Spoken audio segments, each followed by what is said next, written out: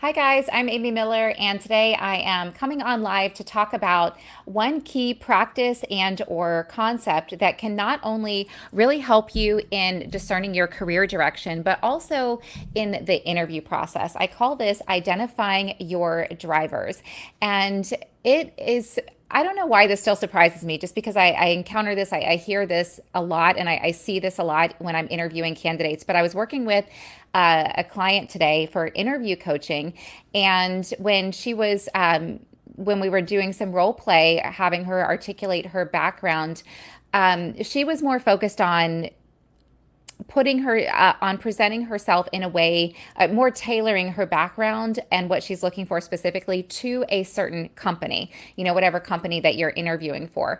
And I think this is, well, I'm going to call it a misconception and a mistake. I don't know that everybody will agree with me, but this can because it's basically trying to put yourself inside a box by focusing on what somebody else wants, the hiring manager, the company, the recruiter. And when you do that, rather than focus on what you want, which I'm going to tie back into your drivers here in a moment, this causes challenges for a lot of reasons. One reason is you're not relaxed, you're not present, and you can't be yourself because you're worried about and or focused on what somebody else wants and trying to present as such rather than just being your authentic self.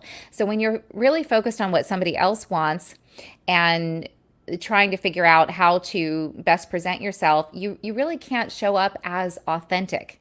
And a good recruiter, a good interviewer, they may or may not know that that's what you're doing, but they will sense that there's no real connection, because there can't be, because you're not being you.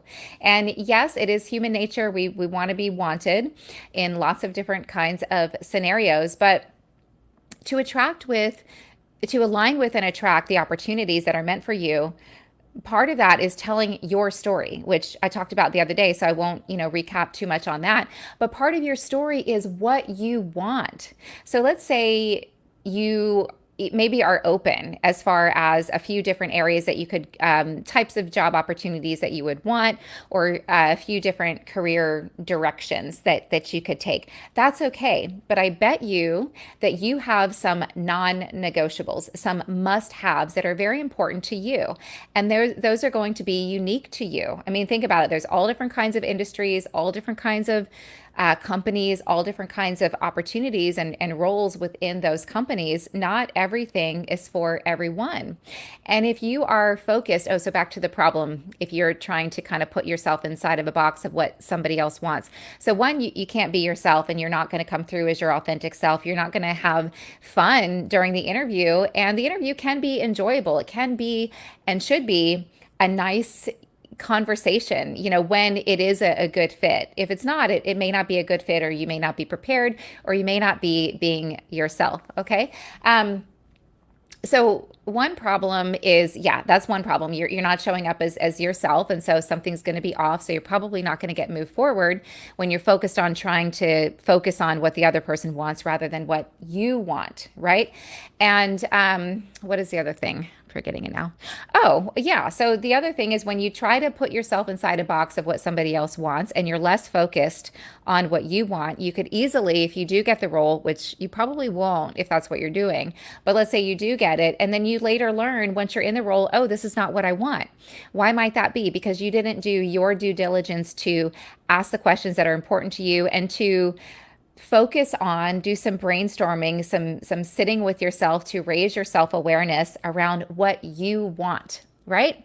So what you want, some of the things, your non-negotiables, these are your drivers. And this can be really useful if you are a career up and comer trying to figure out what you want to be doing and which direction you want to be going, but also just in everyday life. And even if you are further along in your career, your drivers are, yeah, so what are your drivers? I think I define drivers as activities, like things that you need to be doing in order to feel like your authentic self, and or ways that you want to feel, like emotions or ways that you want to feel.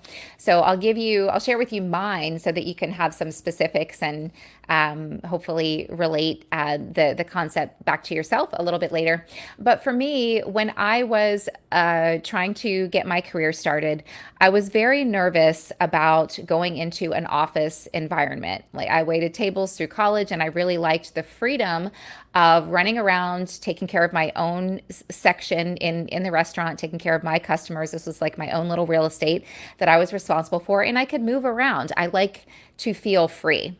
Unless I'm sitting on doing a project like writing, like when I was writing my books, I could write for hours and just sit there if I'm really immersed in a project that I'm passionate about. And why is that? That's so my first driver is freedom. This is a way that I need to feel in order to feel good. So this lets me know in terms of career direction, go away from any direction where I'm going to feel stuck or confined or trapped, or there's maybe too much structure, like rigid kind of structure. And some people like that. There's nothing wrong with that, but you want to get to know yourself, what you like, what feels good to you. And how you're going to know is by getting curious, paying attention to your emotions, maybe doing some brainstorming. So I didn't know what I was doing back then. I didn't know that freedom was a driver. And I didn't even know that it was necessarily freedom that I wanted, but I knew what I did not want. And so I went on some interviews for office jobs, but it just wasn't a fit for me. And ultimately, I ended up getting into outside sales. And just in staying focused on, or keeping aware of keeping awareness around, if you're trying to figure out how to say this, the fact that I need to feel free, that helps guide me in my career direction. And that has helped me to get more and more and more free throughout my career. And then another one of my drivers, like something that I like to do, is write and speak, obviously. And so these are forms of self-expression. So my second driver is self-expression. I need to be doing that multiple times during the week in order to feel good, in order to feel like my most authentic self. And I think that each and every one of us have 2 to 3 drivers that are going to be non-negotiables for you. So let's say you know that you like to have some autonomy in your role. You don't like to be micromanaged. I don't really want to use that term. Too late, I already did, because maybe it's not necessarily a bad thing for certain people and within certain companies. Some people like more structure that maybe feels more secure, right? When you have more freedom, that's kind of greater risk, greater reward. So there's no right or wrong. It's just ultimately up to you and what is important to you. And so when you're sharing your story, when the hiring manager or the recruiter says, share with me a little bit about your current role, why you're looking, and or your background, and why you're looking and what you're looking for. If you are focused on trying to figure out, oh, well, what do they want? Let me say what it is they want. You're not going to be yourself, and you could be moving in a direction that is actually not for you. Because if you're being honest with yourself, if you get curious, sit with yourself, do some brainstorming, think about what activities you like doing that make you feel good, and then what are the emotions that you feel when you're doing these things. And then, getting ahead of myself a little bit, but I'm going to keep going, then actually give yourself moments to do these things. Do your drivers either a little bit every day, or maybe starting with just a few times a week, maybe 1 to 3 hours a week, depending on your schedule and what you have time for. That's going to help empower you to trust your instincts. Because if you like something, if something makes you feel good, so being out and about, moving around, talking with people, this makes me feel good. Sitting in an office all day does not make me feel good, right? So if I'm paying attention to that, I'm going to go in the direction that feels good, and I'm going to go away from, what doesn't feel good. And then I'm also going to know in the interview process what questions to ask to help me learn what I need to know about that role. But you want to come up with, your drivers are going to be your non-negotiables, the things that you need. So if you know that, for example, sorry to keep using my examples when there are lots of different examples, it's just easier for me to speak to my own personal examples to get the point across. But if I know that I like to be out and about and I'm interviewing for a sales role, I need to know like how one question I might ask is, how much time am I required to be in the office? And if I'm sharing about my story and what I'm looking for, then I'll share, that I like freedom and autonomy, and I'm really strong in holding myself accountable and giving myself self-imposed deadlines and reaching those goals. That makes me feel really good. I thrive under that kind of pressure. Like, I could share that about myself in an interview. And then if that fits with the company culture and or with the hiring manager's leadership style, great. But if not, and I'm not being transparent about what I need and honest with myself about this is what I need and how I like to feel, and trusting myself that that's okay and that's important, and that there is an opportunity out there that I will match up with, but not if I'm not being genuine, articulating this is me, this is what drives me, this is what I like, this is what's important to me. And that's what I recommend you do as part of your preparing for the interview process. And of course, in trying to figure out your career direction, is identify your drivers. So again, what are your drivers? 2 to 3 emotions and or actions. So I'll go back to mine: freedom, self-expression, and helping others. These things make me feel really good. These things drive me to get up in the morning. And in again, earlier on, in my younger years, I didn't know what I was doing. Like, later, when I wrote my book and started doing my motivational videos and then put together my career coaching program, I put all this together, that these success habits that I just naturally adopted for myself over the years.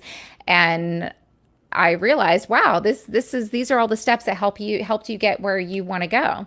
So, I've always made time for writing ever since I was young, and I do more writing and speaking now, than I've ever done before. But that's because I stick with my drivers. I honor my drivers. I say, this is important to me. This is what I need to do to feel good. So what can I do today to make myself feel free? What can I do today to make myself feel good? I can do a video. I can write some content, for my website. So think about the things that make you feel good and get really curious about that. I've got an activity that I have my coaching clients do and college students do when I do an interactive workshop there. And it's called Identifying Your Drivers. And I've got videos on my YouTube channel that go into detail more about this too. But what else can I share with you about identifying your drivers? So first, awareness creates change. And the more self-aware you are of what you need, what you like, what works for you, what doesn't, what feels good, what doesn't,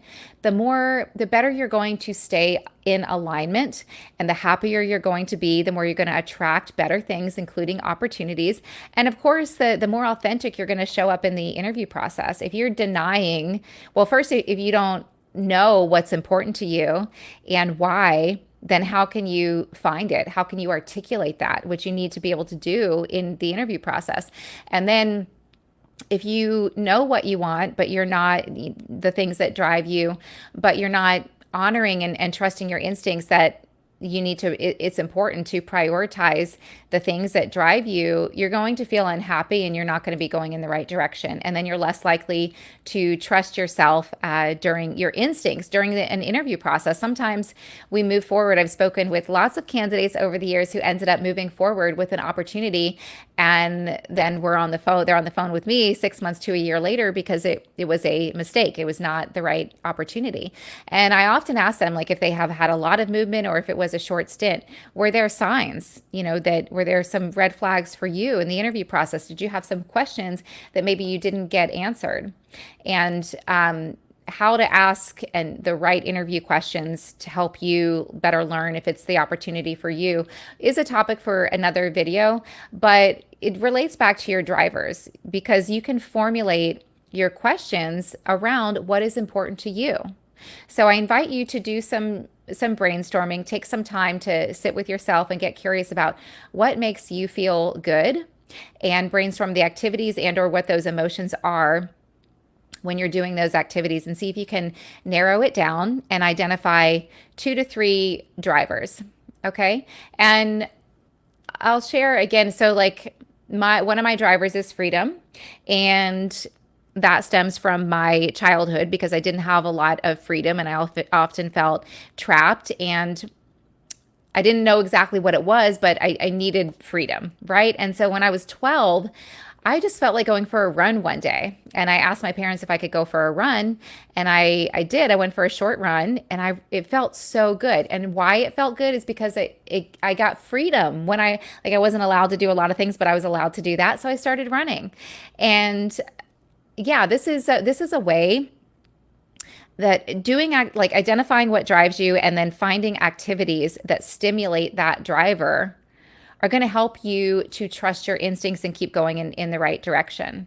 So anything where, I don't feel free enough, I'm going to go away from that, whether it's a job opportunity or saying yes to an event kind of thing, or a travel, whatever it is.